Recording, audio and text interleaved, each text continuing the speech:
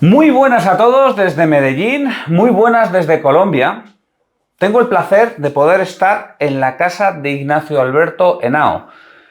Ignacio es pues uno de los grandes hombres de la numismática colombiana, ya no solo como coleccionista, que también, sino sobre todo como estudioso. Como vamos a ver a lo largo de la entrevista, Ignacio Alberto Henao ha sido todo un pionero en la numismática colombiana, ha estudiado monedas, ha estudiado billetes, ha estudiado fichas, ha publicado libros sobre todo esto y en buena forma se puede decir que es casi una vida dedicada a la numismática. Hola Alberto, buenos días y muchas gracias por recibirme en tu casa. Encantado también. Alberto, tú coleccionaste desde niño, me estabas comentando, ¿verdad? Sí. Desde la más tierna infancia.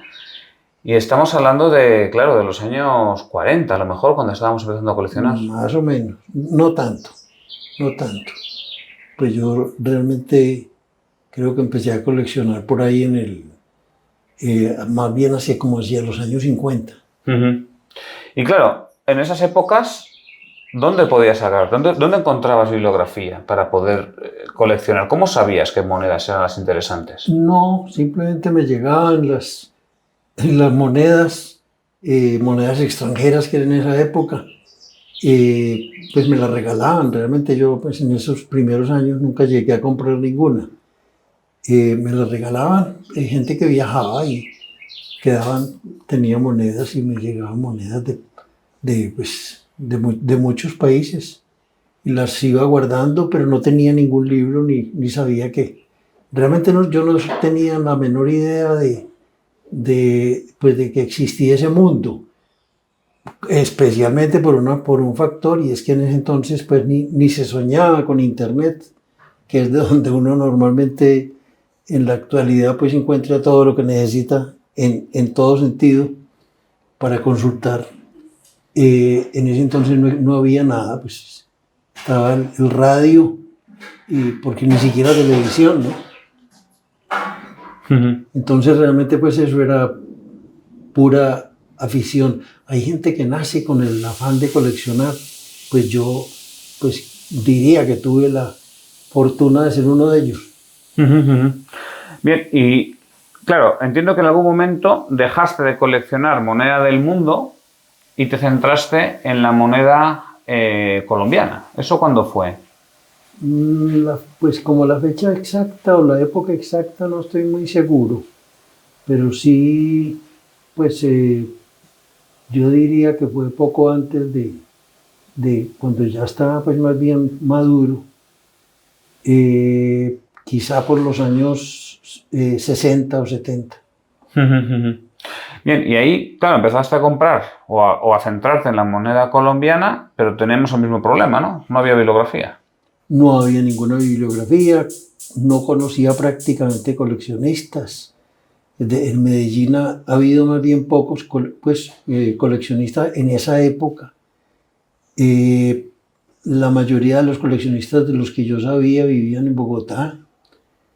Alguna vez pues conocí alguno, y conocí colecciones, pero otra información no había, ni siquiera catálogos de monedas mundiales pues se conseguían fácilmente. Y entonces, un comerciante o un coleccionista, ¿cómo ponía precios a una moneda? ¿Cómo se sabía cuál era más rara que otra?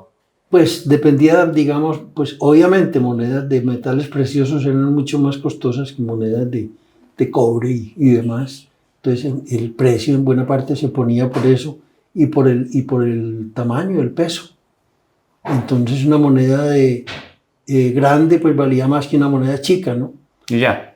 Y ya. Sí, porque nadie sabía cuál era más rara que cuál. No había catálogos ni había manera de averiguar cuál era la rara. ¿Y aquí había comerciantes en esas épocas? Estamos hablando de los años 60, en Medellín. Era una ciudad muchísimo más pequeña de lo que es hoy en día. Sí, comerciantes especializados no.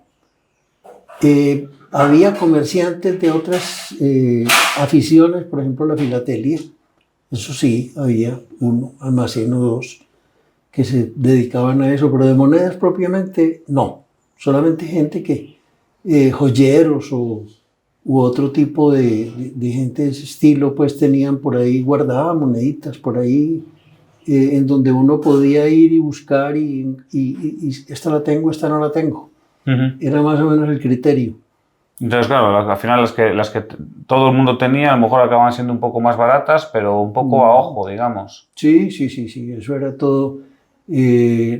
Normalmente, pues se consideraba más cara la más grande. Y ya. Y ya. Y ahí es donde entraste tú. Y ahí es donde empezaste tú a tomar apuntes, digamos, ¿no? Ahí empecé yo pues yo he sido como siempre organizador, digamos. He tenido como el ánimo de organizar las cosas. No había todavía, pues propiamente computadores, que fue como después empezó a organizarse la cosa más en serio. Pero yo tenía, que todavía guardo por ahí, un cuaderno donde iba anotando todas las piezas colombianas que iba consiguiendo, más que todo obviamente siglo XX, pero simplemente hice una lista de todos los años y yo ponía, de cada año ponía, tengo la de 1 centavo, tengo la de 2 centavos y así sucesivamente. ¿Y veías otras colecciones? A lo mejor porque es bueno, yo estas son las que yo tengo, pero a lo mejor me puedo fijar en qué es lo que tiene otro coleccionista para poder saber, ¿no? Cuáles existen que yo no tengo, ese tipo de cosas. Pues prácticamente es el único coleccionista así como grande que yo conocí, que era Darío Uribe. Era la única colección con la que yo podía pues como comparar lo que yo tenía y lo que tenía él. Pero el resto aquí en Medellín no eran muchos coleccionistas. Pues casi se podría decir que éramos nosotros dos. Y no sé, es que a mí nos tenemos que transportar casi a otro mundo, otra mentalidad. Como hoy en día es tan fácil la comunicación entre nosotros, claro, al final estabais en Medellín, que claro, ir de Medellín a Bogotá, me imagino que en los años 60 eso era todo un problema, o sea, no se podía ir con tanta frecuencia, no digamos nada, salir de Colombia, con poca información, pocos coleccionistas. Claro, estructurar una colección así tendría que ser medio imposible, ¿no? Era muy difícil, era una labor ¿de qué? Pues por decirlo de alguna manera sentimental, una labor de amor. Y bueno, de aquellos apuntes, entiendo yo que nació aquí está, es el primer catálogo de moneda colombiana que está publicado en 1970. Más o menos, sí. Aquí tenemos uno, fijaros cómo es, ¿verdad? Y entonces yo aquí lo que veo es que lo que haces es simplemente un listado. Es una lista de monedas. Sin fotografías y sin nada. Sin nada. Las únicas fotografías son las que están en la portada. Pero fuera de eso no hay ninguna en el interior. Y además veo que hay muchos años donde tú no pones nada, porque simplemente a lo mejor no conocías ninguna moneda. Ninguna. Esto es una copia de la lista que yo hacía en un cuaderno y el editor se limitó a copiar lo que vio en el cuaderno. Y ya está. O sea, del año 1769, que hoy en día todo el mundo sabemos que, por ejemplo, hay varios 8 escudos, ¿no? Está el 8 escudos, el cara de rata con JV, está el 8 escudos, cara de rata con V y demás, pero claro, como no los conocías, pues simplemente no estaban. Sí, fuera de que es una moneda rarísima, pues. Pero dejabas el hueco, como diciendo, bueno, aquí seguramente hay algo, ¿no? Alguna cosa aparece, pero inclusive pues esto va hasta la época en que yo empecé, no sé en qué año empieza ahí Aquí empieza en el año 56, me parece. La lista de fechas. La lista de fechas empieza en el año, en el 59, que coincide con el comienzo de la acuñación, no. Ya hay acuñación de algodoncillo antes. Sí, de 1759 hasta 1970, entiendo yo, ¿no? Claro. Sí. Bueno, y entonces esto, claro, hoy en día, hasta 1970, efectivamente. O sea, hoy en día realmente esto nos parece algo como muy inocente. Porque claro, hoy en día está muy superado, cualquiera que entre en internet con 3 clics encuentra mucha más información. Pero claro, el tema está en que de no haber nada a haber una lista publicada, eso es un salto enorme. Luego ya todo lo que vino después fue mejorar este trabajo que hiciste? Sí, yo he tenido un problema toda la vida y es que tiendo a ser muy perfeccionista. Entonces, esa lista del cuaderno, pues yo esperaba pues tener varios años más para mejorarla. Pero un amigo, el que figura ahí pues entre los dos nombres, resolvió publicarla sin decirme. Darío Uribe. Darío Uribe. Entonces ahora yo me pongo a pensar, si Darío no hubiera publicado eso, todavía no lo habría hecho yo, todavía estaría buscando. Uh-huh.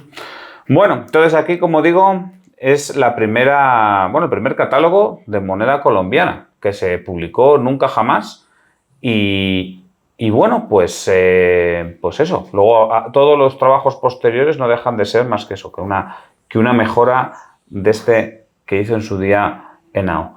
Y luego, ¿cómo entraste con los billetes? Porque de billetes también has hecho muchas contribuciones. Sí, realmente, pues probablemente yo tenía algunos, no recuerdo, pero compré una colección de billetes del siglo XIX de los bancos privados sobre todo de Antioquia. Pero realmente eran billetes muy raros. Los compré y eso me inició en el asunto. No había catálogos tampoco. Después aparecieron catálogos de billetes que incluían pues billetes colombianos, pero no había. De esos originalmente, pues de billetes del siglo XIX no hice yo ninguna publicación. Después empecé a coleccionar billetes del Banco de la República. El Banco de la República empezó a emitir billetes en 1923, cuando fundaron el banco. Y pues empecé a coleccionarlos, ahí sí los coleccionaba por años y por series y por todo. Llegué a tener una muy buena colección de billetes del Banco de la República. O sea, tu colección de billetes se ha centrado en lo que es Banco de la República. Lo que es banco privado no has tenido nada más que la parte de Antioquia. Solamente que por cierto, Antioquia, sí. Porque no estamos hablando de la Antioquia africana, quiero decir. Estamos hablando de la Antioquia colombiana, que es digamos, el departamento donde está Medellín. Sí. Entonces, has coleccionado Antioquia y luego Banco de la República. Bueno, aparecían billetes, pues a veces compraba billetes que no eran de Antioquia. Es decir, aquí hubo una emisión enorme de billetes en los primeros años del siglo XX.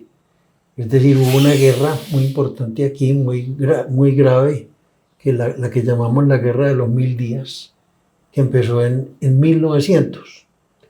Entonces hubo enormes emisiones de billetes del gobierno central y de los gobiernos departamentales. Entonces, de ese tipo de billetes sí tenía algunos pues en mi colección. Billetes pues del Banco Nacional, que es un billete pues que eran un banco bogotano. Y fuera de los billetes pues de Antioquia, que son muy raros. Los billetes de los bancos privados en Antioquia son supremamente difíciles de conseguir. Uh-huh. Pero realmente también tenía algo de los otros, pues de los bancos nacionales. Muchos de los billetes de Antioquia fueron resellados como billetes nacionales después.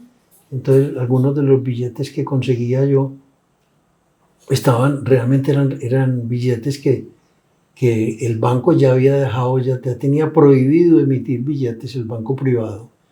Y entonces los billetes que circulaban eran sus antiguos billetes resellados por el Banco Nacional. Bueno, hay que decir que la notafilia colombiana es complicadísima. Toda esta parte de la guerra de los 1000 días sería un poco el equivalente a los billetes de la Guerra Civil Española, por hacer un paralelismo un poquito bruto, o sea que hay una explosión de entidades emisoras. Y también, bueno, que cuando hablábamos de Antioquia, nos referimos a la Antioquia colombiana y no a la Antioquia mediterránea, digamos, para que nadie se equivoque. Es Antioquia, no Antioquía. Sí, es diferente. Tenéis un montón de topónimos mediterráneos en Colombia, ¿no? Tenéis Jericó, tenéis Armenia, tenéis un montón de lugares Zaragoza. Zaragoza también. Hay un Palencia también en Colombia. Bueno, un Santander, por supuesto. Entonces, de estos estudios apareció un libro, ¿no? De billetes, que este fue un libro por encargo. Este libro lo hice por contrato con el Banco de la República. Se publicó en el 2006. Fijaros qué pedazo de libro, ¿eh? Sí, sí. Aquí creo que se puede ver. O sea, muy buenas explicaciones y muy buenas imágenes. Sí, sí, sí. Todos estos textos son tuyos. Todos los textos son míos. ¿Pero aquí tienes contribuciones originales o solamente es una recopilación de información? Pues, no, pues es información que recogí, ¿no? Pero pues toda escrita por mí. Vale. Y luego aquí lo que veo también es que te has preocupado bastante por todo el tema de viñetas, de ilustraciones y demás. Vamos a ver si encuentro... Hay un capítulo en el libro que es el capítulo que más me interesa a mí, al que más tiempo le dediqué, que es el capítulo de buscando las ilustraciones originales de donde salieron las que después pusieron en los billetes. Eso que es el capítulo que llamo yo ahí tal vez de iconografía. Entonces ahí está el cuadro original y están los billetes, ilustraciones de los billetes que salieron en donde reprodujeron ese cuadro. Muchos son cuadros que pues muy difíciles de encontrar. ¿Y este interés, este esfuerzo por la parte iconográfica, por la parte de diseño, ya lo tenías o ha sido algo propio para hacer este catálogo? Era para hacer este catálogo. Pues a mí me interesaba mucho el tema. Entonces por eso, pues prácticamente todo lo que yo puse en el catálogo, el banco no me puso ninguna restricción en que tiene que poner esto y poner aquello. No, yo lo hice como yo quería y como me gustaba.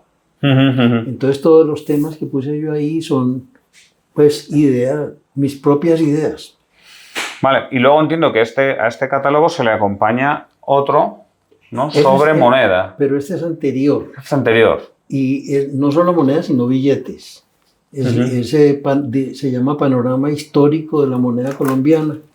Y entonces está toda la vida, desde la época pues colonia hasta la época en donde se publicó el billete, que fue el libro, que fue en 1995. La mayoría de los billetes fueron billetes que me facilitó el Banco de la República para ilustrar esto, que no fue hecho para el Banco de la República, sino para otro banco, un banco privado bogotano, que es el Banco de Bogotá. Pero aquí de nuevo no hay una investigación como tal, sino más bien una recopilación de información, ¿no? De la información que ya existente. Sí. Pues yo simplemente recogí toda esa información y la organicé pues con mis propias palabras, ¿no? Y luego veo que aquí también aparecen fichas. También aparece un poquito de fichas sí, creo que sí. Esto no es una ficha. Esto no es una ficha. No, es una moneda de emergencia. Es verdad, esta es la moneda de emergencia hecha en Santander, ¿verdad? Con los casquillos de la Guerra Civil de los 1000 días. Esa es la cosa. Bueno, como veis, una tarea ya no solamente de investigación, sino también de diseminación. ¿Y por qué hubo este interés del Banco Central para contratarte a ti? Porque yo creo que también tenías una relación muy estrecha con el banco, ¿verdad? Sí. El Banco Central, con el Banco Central empecé yo a trabajar como asesor numismático más o menos en 1994. Y tuve un contrato anual, el contrato se renovaba cada año y eso fue más o menos durante 20 años. En ese tiempo yo colaboré muchísimo en la construcción y demás y el guión del Museo Numismático que hay en Bogotá, supuestamente un museo hecho para exponer la colección que tiene el Banco de la República, tanto de monedas como de billetes. Es una enorme colección realmente. Y pues lo primero que yo hice fue clasificar la colección del banco Eso me tomó bastante tiempo porque es una colección muy grande. Ambas colecciones, la de monedas y la de billetes, las clasifiqué yo. Y en parte pues por pedido del gerente general del banco, lo que él quería era crear un museo con esa colección. Entonces él quería, con esa clasificación que yo hice, saber si realmente ahí había material como para hacer un museo. Recuerdo que era el doctor Urrutia en ese entonces, el gerente general, y cuando ya había avanzado yo bastante en la clasificación, algún día hablé con él, nos encontramos en una reunión y me dijo, bueno, Ignacio, ¿sí hay suficiente para hacer un museo? Y yo me acuerdo que yo le dije, no, para hacer un museo no, para hacer 2 o 3 museos. Realmente es una colección muy grande y pues todo el guión se hizo basado pues, con ciertas restricciones. Por ejemplo, yo no me parecía interesante exponer todas las fechas de la misma moneda, por ejemplo. No, con exponer una era suficiente, una sola fecha. Obviamente yo escogía la fecha más rara porque pues se supone que si el que iba a ver el museo era un coleccionista, pues iba a haber una fecha rara. Pero si era una persona pues que no tenía idea de ¿Y no buscabas no buscabas las mejor conservadas? ¿Buscabas la más rara? Sí, la más rara y mejor conservada. Ya. Sí, había esos 2 criterios. Tenía que ser, había monedas que eran muy raras, pero que no eran exponibles, si esa palabra existe, ¿no? Es decir, no estaban en buen estado. Aquí, por desgracia, el Museo del Banco está mismo cerrado, lleva como 2 años en remodelaciones. Se va a volver a abrir el día 23 de julio de 2023, que yo ya no voy a estar en Colombia, así que voy a marcharme sin poder verlo, desgraciadamente. Y es que ese día, bueno, el 20 de julio creo, que es cuando cumple exactamente 100 años el Banco de la República, ¿verdad? Sí. El banco se fundó el 20 de julio de 1923. Entonces el siguiente domingo, claro. Han pasado 100 años, sí. Pues el museo lo van a renovar totalmente. ¿Y cómo es la diferencia entre estructurar una colección para un museo que se va a exponer al público y tener una colección propia y estructurar esa colección propia? Pues la gran diferencia es que lo que tiene realmente el banco es un inventario de monedas, una acumulación de monedas. Yo la clasifiqué, pero realmente pues hay muchísimas monedas duplicadas. Inclusive hay cosas pues que en algún momento me encontré algo que yo vi que no era una moneda, era un pedacito de metal. Y entonces yo me acuerdo que dije, bueno, ¿y esto qué lo botamos? Entonces la persona del banco que trabajaba conmigo me dijo, no, ni riesgos, eso está inventariado y nos cae encima de la auditoría. Entonces eso se guardó, entonces ahí hay de todo, hay desde monedas rarísimas hasta cosas que no son monedas. Hasta cosas totalmente sin ningún tipo de valor de nada. Sí. Bueno, y ya con esto... Lo que no pasa con una colección privada, ¿no? Claro. Para que tu preventivo por ese lado. En una colección privada uno tiene el total control de qué es lo que va a guardar. Y esto no me sirve y esto sí me sirve. Es decir, algunos tenemos cierta... yo, por ejemplo, soy bastante reacio a salir de las piezas duplicadas. Salgo de ellas, pero tengo cantidades enormes duplicadas porque es que no tengo como mucho espíritu comercial, no. Lo que no pasa con otros coleccionistas, hay coleccionistas, por ejemplo, pues que me parece lo más prudente que puede hacer uno. Yo consigo una moneda que ya tengo para cambiarla por la mía porque está en mejor estado. Entonces, inmediatamente salgo y vendo la otra. No la guardo. ¿Para qué? Yo no hago eso. Es simplemente como un afán de... Cuando compras una moneda para ti, simplemente la vas almacenando, La voy guardando y aparte, pues cuando ya existían computadores, entonces hice un programa para guardarlas. Entonces algunas figuran como colección y otras figuran como duplicados. Muy bien, y aquí hablando de este tipo de chapitas de metal, digamos, que no son monedas, sino que son fichas, porque aquí ya entramos en otro ámbito donde creo que a día de hoy, pues Ignacio Alberto Henao es la máxima autoridad en lo que a ficha colombiana se refiere. Y no estoy diciéndolo porque esté a mi lado, sino porque yo creo que todo el mundo te toma como el principal autor, digamos.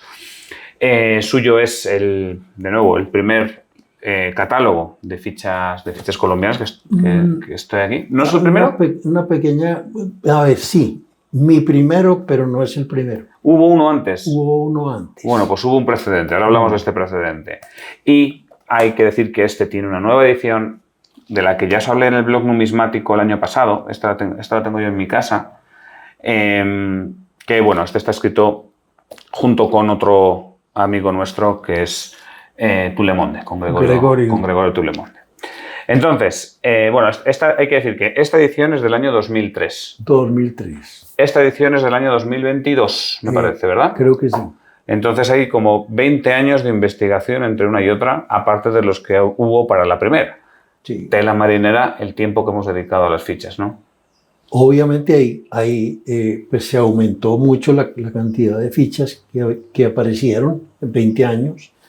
Hubo correcciones, inclusive fichas que se sacaron porque se pensaba que eran colombianas y se encontró que no eran. Entonces salieron no están en esta nueva edición. Figuran en la primera edición, pero no en la segunda. Hay una muy curiosa porque era una hacienda que se llama la Hacienda Medellín, que queda en el norte de Colombia, que pues yo creo que ya no existe. La Hacienda Medellín en la zona de la Sierra Nevada de Santa Marta, que es al norte. Una enorme hacienda. Y unas fichas de esa hacienda, pues al llamarse Medellín, yo decía, esta tiene que ser una ficha colombiana. No, resulta que es una ficha guatemalteca. Bueno, entonces pues, salió del catálogo. Se ve que algún paisa acabó en Guatemala y montó su propia hacienda. Sí. Los paisas son los habitantes de Medellín y son todos ellos muy amantes de su tierra. Mucho, mucho.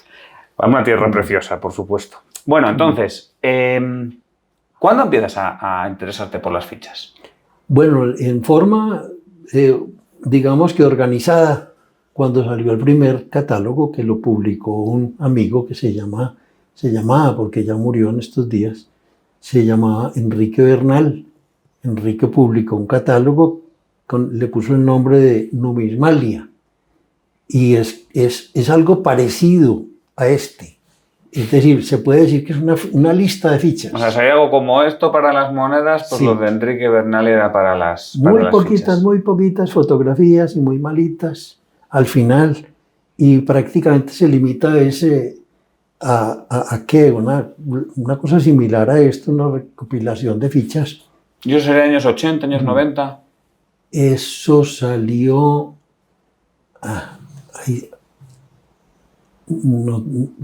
eso es por ahí el catálogo mío es del 2003. 2003. Aquel otro es por ahí los años 90 tal vez. En este momento es difícil conseguirlo, pero todavía se puede. Vale, entonces ahí tenés cuando empiezas a interesarte y ya, claro, me imagino que tuvieses algún tipo de fichas en tu casa o alguna cosa y dices, bueno, voy a clasificar todo esto. Sí, como yo soy un guardador de cosas de ese estilo, una de las cosas que guardaba eran fichas, aunque yo no sabía pues muy bien eso que era. El catálogo de Bernal, pues de Enrique, él le explicó muy bien para cómo funcionaban las fichas de las fincas, de las haciendas. Aquí no hablamos tanto de haciendas, sobre todo en Antioquia. Aquí son fincas. Y entonces, haciendas suena, la palabra hacienda suena un poquito, ¿qué diría yo? Pues el término común aquí es finca y hacienda suena un poquito extraño. Entonces, eso, al clasificarlas, él las puso como fichas de comercio, fichas de hacienda, fichas de muchos tipos. Ahí caen inclusive fichas que podría uno decir, pero ¿eso por qué? Fichas de juego de los clubes. La cuestión es que esas fichas, en momentos de escasez de moneda circulante, el comercio las recibía. Cuando era un club pues, importante, el casinos. Sí, recibía las fichas y sabía que después las llevaba al club y se las cambiaban por dinero pues, oficial, digamos. De manera que también caían ahí. Hay muchas claves de fichas. Pero aquí en Colombia se da, por lo que he podido ver, más la ficha rural, digamos, la ficha de fincas, que la ficha urbana. Esa es muy escasa y es muy difícil de conseguir. Son dos fichas de tipo y de uso muy diferente. La ficha de comercio que llamo yo realmente era dinero privado. Es decir, la moneda más pequeña que había aquí, oficial, era el cuartillo, que era la cuarta parte de un real originalmente. Estamos hablando del siglo XIX. Es cuando estaban los cuartillos, sí. Era un cuarto de real. Después, cuando salió el sistema decimal, entonces ya eran 2,5 centavos, pero siguieron llamándose cuartillos. Entonces, hasta el comienzo del siglo XX eso seguía funcionando. Y la moneda de 10 centavos, que fue la que tuvo como antepasado el real, durante mucho tiempo, también a comienzos del siglo XX, se llamaban reales. Entonces... Aunque no era propiamente un real. No era un real. Porque la de 10 centavos era la 10ª parte del peso, mientras que el real era la 8ª parte del 8 reales. Sí, que equivale, eran como 12,5 centavos, sí. Realmente. En todo caso, pero era simplemente el habla popular. Sí. Entonces, se hablaba de reales y se hablaba de cuartillos. Y un cuartillo, sobre todo en el siglo XIX, un cuartillo era mucho dinero. Digamos que el salario, lo que se ganaba un trabajador, el salario diario era más o menos un real. Entonces un cuartillo era la cuarta parte de un real. Era realmente mucho. Entonces si tú ibas a comprar a una tienda, pues ibas a comprar un pan y pagabas con un real, pues resulta que con un cuartillo podías comprar media docena de panes o más, pero tú no necesitabas sino uno. Claro. Entonces tú entregabas un cuartillo y el otro no tenía cómo devolverte. Entonces aparecía moneda privada, moneditas hechas de cobre. La más común era la mitad. Una mitad era medio cuartillo. Entonces en la pieza, en la ficha, aquí hay ilustradas algunas de las de la carátula ahí. Sí. Esta, por ejemplo, es una ficha de 2,5 centavos.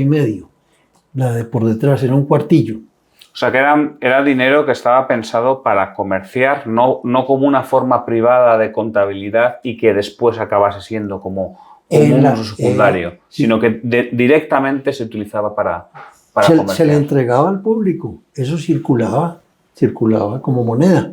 En cambio, las fichas de las fincas eran de uso interno, se podría decir. Es decir, se le entregaban a los trabajadores, y los trabajadores al final del día o algo así, las llevaban y le entregaban dinero. Sí. Y las fichas volvían a la finca. Entonces eran fichas que tienen ese problema. En el momento en que dejaron de usarse, las fichas de fincas y las fichas de trilladoras eran fichas que cuando dejaron de usarse las guardaron, pues un saco lleno de fichas por ahí en alguna parte guardada. Algunos dijeron, no, eso mándenlo fundir. Otros aparece de pronto por ahí. Entonces fichas que eran rarísimas, de pronto aparece un saco de fichas de esas y se vuelven fichas que valían 100.000 pesos, pues por decir algo, quedan valiendo 5.000 pesos. Vale. Aquí una cuestión también es la diferencia entre la investigación que hiciste con las monedas y con las fichas, a nivel metodológico, porque claro, para mí las fichas son muchísimo más difíciles, porque claro, las monedas en última instancia tú tienes unos registros oficiales que pueden haberse perdido, pero en principio alguien hizo un registro de se emitieron tantas monedas en tal fecha, hubo algún tipo de ley, algún tipo de boletín oficial de algún sitio. Pero claro, el tema de las fichas, aquí lo hizo un señor, nadie dijo ni quién las emitía, ni dónde, ni cuántas, ni nada. Entonces, ¿cómo puedes poner en orden las fichas que vas encontrando? Claro, porque antes dijiste, no, es que había una hacienda en Medellín, que resulta que esa hacienda en Medellín estaba en Guatemala, imagínate, ¿no? Pero, claro, eso alguien puede decir, ¿y cómo sabes que el resto no está pasando lo mismo? Es posible. Hay otras por ahí aquí hay, en Medellín hay o en Colombia más bien, hay un almacén que se llama Flamingo. Sí. Y apareció una ficha de 10 centavos que decía Flamingo Club. Y resulta que en el almacén Flamingo establecieron ventas por club, decían. Eran ventas en donde tú pagabas lo que comprabas allá, ellos venden ropa y donde lo pagabas a plazos. Entonces, eso lo llamaban ventas por club. Todavía se usa, ¿no? Y entonces, pues yo dije, bueno, Flamingo y club, sí, es el almacén Flamingo de aquí, en el primer catálogo. Después descubrí que resulta que esa era una ficha de un club flamenco o flamingo, en Italia. Entonces, esa ficha, esa también está en el primer catálogo y no en el segundo. Sí, bueno, lo del Club Flamingo, curiosamente yo lo he visto en varios países, el título de Club Flamingo. Sí, y de hecho me parece que en la serie Los Soprano, el club que tienen, no sé si has visto esa serie, el club que tienen claro, ahí claro. Que se llama Flamingo. Bueno, se llama Flamingo. Como curiosidad. Bueno, entonces, ahí vemos que, claro, resulta que es bastante complicado poder determinar y metodológicamente cómo abordas el tema. De decir, estas fichas vienen de tal región o estas fichas, a lo mejor por el contexto en el que se han encontrado. Bueno, sí. Es decir, hay regiones aquí en Colombia en donde cierto tipo de fichas fueron comunes. Por ejemplo, y otras en donde no.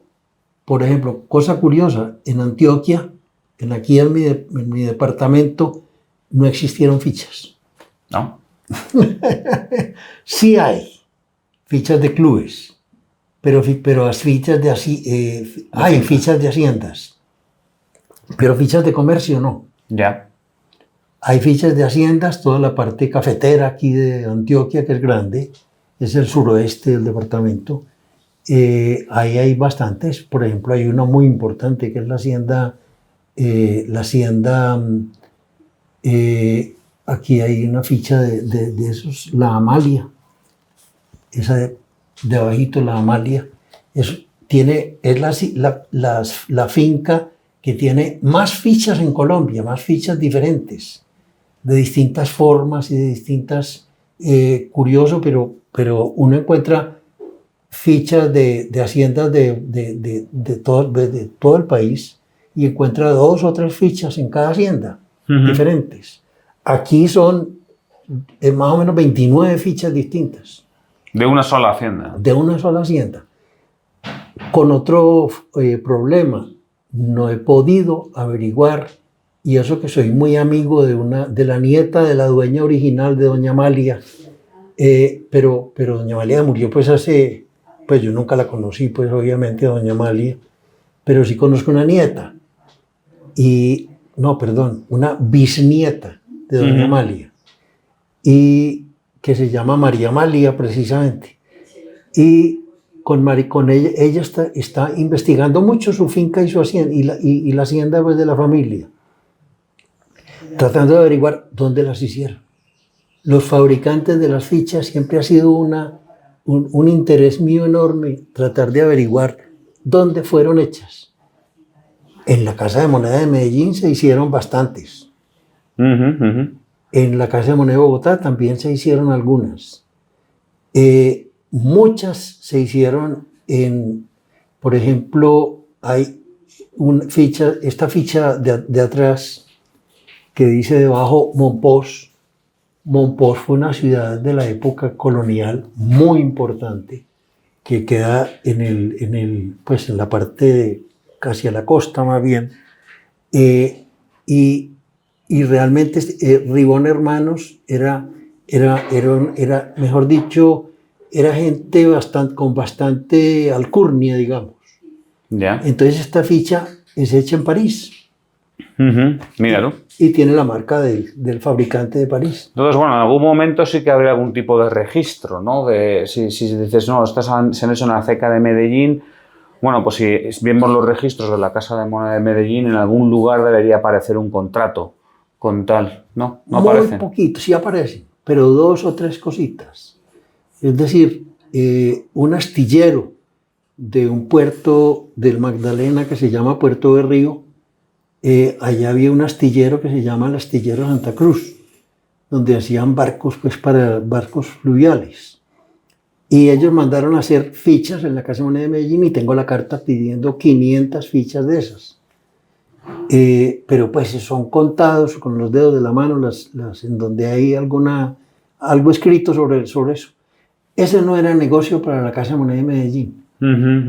Pues, mejor dicho, 500 fichas, eso era trabajo ¿de qué? De un cuarto de hora de una No, las máquina. emisiones son tan pocas como 500 fichas. Pero había quien mandaba hacer 10.000, que también era nada. Sí, bueno, 10.000 fichas para hoy en día, o sea, no sé cuánto tardaría una máquina actual en fabricar 10.000 fichas, pero vamos. No, son minutos. Sí, 20 minutos probablemente, incluso menos. Sí, pues en el siglo, esas son fichas por ahí de los años 40, 1930 y tantos. En esa época pues era maquinaria más bien antigua y era maquinaria pues que no funcionaba tan rápido. Sí. Era por cada golpe salía una pieza. Ahora pues por cada golpe salen 3 piezas o cosas así pues de una acuñadora moderna. Y en el tema del coleccionismo, porque yo aquí también veo que en Colombia, bueno, en Hispanoamérica en general, hay bastante interés por el tema de las fichas, cosa que no ocurre en España, probablemente porque, bueno, en España tenemos una historia numismática más prolongada que en Hispanoamérica, obviamente, y por otro lado hay muchas menos fichas porque no había tan grandes terratenientes. En el caso de España hay bastantes fichas en Baleares, hay fichas en la Guerra Civil Española, y ahí luego están las pellofas, ¿no? Las fichas eclesiásticas, pero no mucho más. En cambio, aquí en Colombia hay mucho interés. Son piezas raras en general, difíciles pero yo veo que sí que la gente las estudia y les gustan. ¿Cuál es para ti el aliciente en comparación con las monedas de las fichas? Pues más que todo como la parte histórica. Es decir, pues investigar la historia detrás de una ficha se me hace muy interesante. Y descubrir de quién era. Porque es que las fichas nuestras, las fichas de comercio, tienen un problema bastante grave. Y es que muchas veces no tienen, sino por un lado dice mitad, que era medio cuartillo como decíamos, y por el otro lado tiene un par de iniciales. Saber esas iniciales de quién era, eso es una investigación. Es decir, yo he leído y leído memorias antiguas, buscando esas cuestiones. Me leo 2 o 3 libros para encontrarme un datico de este tamaño. Es decir, en la primera edición, en la del 2003, ¿Sí? puse una bibliografía muy extensa, pero no quiere decir que todos esos libros de que hablo ahí hablen de las fichas. No, fueron los libros que yo me leí buscando datos de las fichas. Entonces en algunos hay, en otros no. Libros, folletos, revistas. La fuente principal era prensa del siglo XIX. Aquí hay una colección enorme de prensa del siglo XIX en la Universidad de Antioquia. En la Biblioteca Central de la Universidad de Antioquia tiene una tremenda colección porque en el siglo XIX existía un fenómeno interesante y era que los que publicaban periódicos tenían intercambio. Entonces, yo les mando mi periódico y ustedes me mandan el suyo. Entonces aquí aparecían periódicos de todas las regiones del país. Y esos periódicos los guardaron muchos de ellos. Y hay muchos de la costa, que es donde son de toda esa parte caribe, desde la punta extrema de Colombia, que es por allá la Guajira, hasta Panamá, que es en la época de las fichas, Panamá era todavía Colombia. Panamá se independiza en 1903. 1903. Sí, entonces todavía se hicieron muchas fichas de... Sí, muchas, porque pues, muchas de las fichas son siglo XIX. Sí. Entonces era el Panamá colombiano. Esa zona de la costa es donde más fichas se emitieron. Fichas de comercio. También hay fichas pues, de haciendas como esas que hablábamos ahora de las haciendas de la zona cafetera de la Sierra Nevada de Santa Marta, pues al norte de Colombia. Era una zona cafetera muy importante y allá había varias haciendas, casi todas propiedad de extranjeros. Norteamericanos, ingleses, eran dueños de esas haciendas. Y seguramente mandaban a fabricar las fichas en sus países, ¿no? Pero son escasas, muy raras. Solamente algunas se consiguen con facilidad, pero la mayor parte son muy, muy, muy difíciles de conseguir. En todo caso, esas fichas todas, pues yo trato de buscar en la prensa cuáles nombres aparecen por ahí muchos periódicos sacaban publicidad. Entonces, en la publicidad encuentro apellidos y cosas que coinciden con las iniciales que hay en las fichas. Y ahí es un clavo, digamos, de donde agarrarte. Entonces yo digo, es posible, porque es que pues no deja de ser una suposición. Eso es otra de las cosas que, digamos, pone incómodo a muchos coleccionistas o, digamos, gente ajena a la investigación. Y es que muchas veces el conocimiento que tenemos es un conocimiento de probabilidad. O sea, es que quizás sea así, y estoy lanzando una hipótesis más o menos agarrada. Hay veces que puedes asegurar alguna cosa de más o menos de forma taxativa, y hay otras veces cuando dices, bueno, esto puede ser así, pero puede que no. Sí, es simplemente una coincidencia que coincidieron el nombre de este señor con las iniciales que hay en la ficha. Y en el mismo lugar. Y por el mismo lugar. Entonces, pues, uno se pega de eso para decir, puede ser. Pero porque hay muy poquitos casos en donde, como dices, lo averigua uno con certeza. Y sí, los hay. Yo aquí, a lo mejor, bueno, no sé si estarás de acuerdo conmigo, pero yo veo como que las monedas lo que nos hablan es de la historia económica y política de un país, mientras que las fichas nos hablan de la historia económica y social de ese país. Entonces, claro, siempre cuando hablamos de monedas, yo siempre digo que la parte que se nos queda fuera es la historia social. Y muchas veces en la historia social la podemos encontrar con las fichas y con las medallas.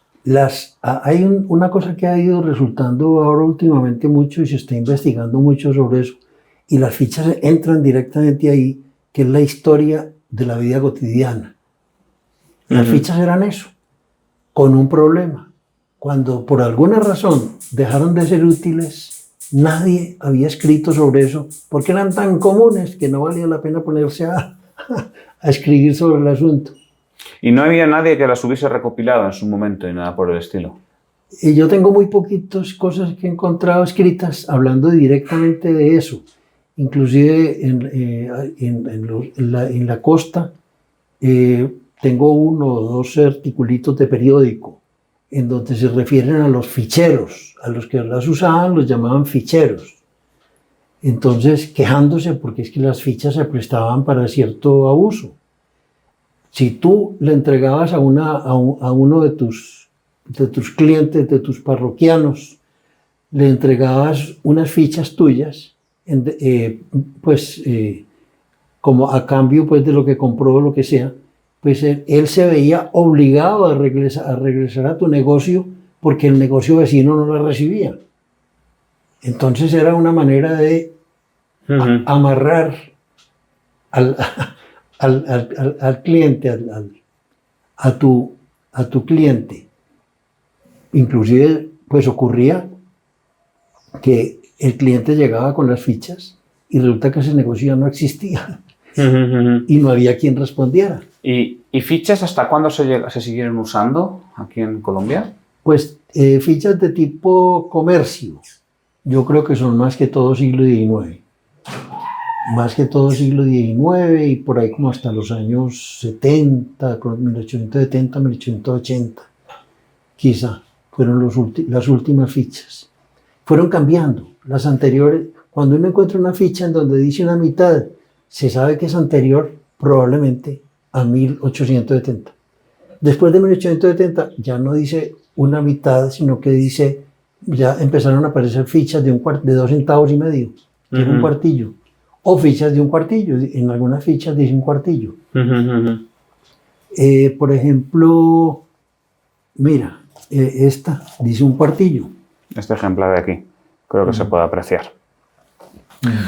Muy bien, pues yo por hacer un símil más o menos también, en festivales de música es todavía más o menos común que se utilicen fichas.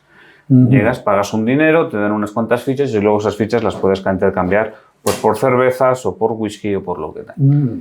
Claro, nadie en ningún lugar que yo conozca está registrando en qué festival se ha emitido qué ficha, de nada. Imaginad que alguien dentro de 100 años se ponga a estudiar las fichas que se emitieron en los festivales europeos o españoles de principios del siglo XXI. Pues sería un trabajo titánico, ¿no? Pues eso justamente es lo que ha hecho Ignacio Alberto Henao. Bueno, te tengo que despedir, pero antes quiero hacer un par de preguntas a tu señora. Muchísimas gracias por todo. Tanto por la entrevista como por tus estudios. Fue todo un placer. No podía dejar pasar la oportunidad de hacer un par de preguntas a María del Carmen, que es la mujer de Ignacio Henao. ¿Cuántos años lleváis casados? 55 años, así. 55 años casados. Bueno, y todo este tiempo ha sido una pasión de Ignacio dedicado a la numismática, que entiendo que ha sido compartida por ti, de alguna forma. Pues yo lo apoyo. Solamente cuando estábamos muy recién casados, no te digo que no podía pagar la leche con monedas. ¿Cómo es eso? En esa época, los lecheros pasaban por el barrio y vendían la leche. Entonces, yo no me podía gastar las monedas, que en ese tiempo pues era con lo que uno compraba la leche, con monedas, no con billetes. Pero el pobre lechero, cuando llegaba a mi casa, tenía que devolverme monedas. Y yo le pagaba con billetes porque yo no me podía gastar una sola moneda en nada, sin que él la viera y la analizara primero. O sea que cada moneda que caía en tus manos la tenía que ver él primero para yo podérmela gastar. Entonces yo me gastaba los billetes y las monedas, él las revisaba. Cuando ya me decía, bueno, esta no la necesito, esta no, entonces ya yo las gastaba. Ya las podías gastar. Sí. Bueno, ¿y ha habido algún otro tipo de sacrificio en casa o alguna cosa que hayas dicho, pues yo me quería haber comprado esto, quería haber hecho este viaje y no se ha podido hacer por las monedas? No, para nada. En ese aspecto no. No. Ninguna riña familiar. Ninguna riña familiar. O sea que siempre se ha entendido como un gran apoyo a tu marido en su trabajo y digamos la repercusión que esto ha tenido en toda la numismática colombiana. Sí. Los hijos son los que se ríen mucho porque cada rato dicen que qué van a hacer ellos con esas monedas el día que no esté el papá. Entonces son muy graciosos porque dice, a ver, las vamos a guardar, las vamos a vender, las vamos a botar, ¿qué vamos a hacer? Bueno, sí. Pues nada, entonces usted simplemente le ha apoyado y aquí siempre se ha visto con sentido común. Lo digo porque es que ha habido mucha gente que ha tenido problemas con su pareja por el tema de la numismática. No, yo simplemente le digo que él es numismaniático, pero a mí me encanta y miren los catálogos tan bonitos que ha sacado y lo que lo disfruta. Sí. Bueno, pues nada, yo simplemente también le tengo que agradecer porque su contribución indirecta a la numismática colombiana ha sido enorme. Sí. Señora Carmen, sí, pues nada. Muchas gracias. Y ahora creo que les van a Con hacer un mucho gusto. pequeño homenaje. La misión de hoy, 1 de junio de 2023, es la de resaltar los valores de un ser humano, resaltar los valores de una familia que ha hecho mucho por el coleccionismo y la cultura numismática en nuestro país. Carmencita, usted ha sido un apoyo fundamental en todas las decisiones, todos los trabajos de su esposo. Y es de admirar todo lo que usted ha aguantado aquí y afuera del país con todas las historias que nos han contado sobre cómo es soportar la verdadera pasión de un buen coleccionista. Se le agradece y en nombre de la Sociedad Numismática de Colombia le tenemos un premio que es una presea que significa la entrega de nosotros, los que aprendemos de usted y de ustedes, esta bella pasión, la pasión del coleccionismo. Las nuevas generaciones se lo sabrán agradecer mucho más. Usted, doctor Henao, ya hoy nos lo explicó todo, qué es lo que ha hecho usted verdaderamente sobre esta mesa. Está plasmado para la historia de todas estas generaciones y muchísimas gracias. Una condecoración es un gesto muy cortitico para todos los agradecimientos que le tenemos a ustedes.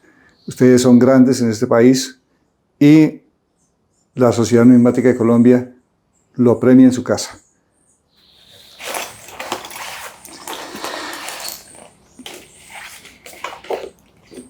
La Junta de la Sociedad Numismática de Colombia, el 26 de marzo de 2022, en decisión plena, acuerda condecorarlo a usted con la medalla Lealtad e Integración categoría Oro por única vez, por su gran saber y aprendizaje a todos nosotros. Qué mejor que su esposa misma sea quien le condecore hoy aquí en la ciudad de Medellín, en su propia casa. ¿Y a qué lado se lo? Al lado de izquierdo. Espérate, yo volteo por acá.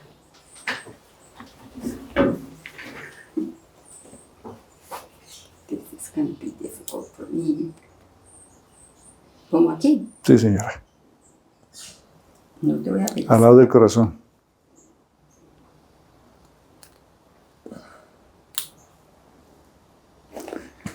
Congratulations. Y para Carmencita, obviamente, está el pin de la Sociedad Numismática de Colombia. Como un Gracias. gesto de gratitud y amabilidad por todo lo que usted hace por Muchas nosotros. gracias, mi apoyo. Imagínate. Ave María.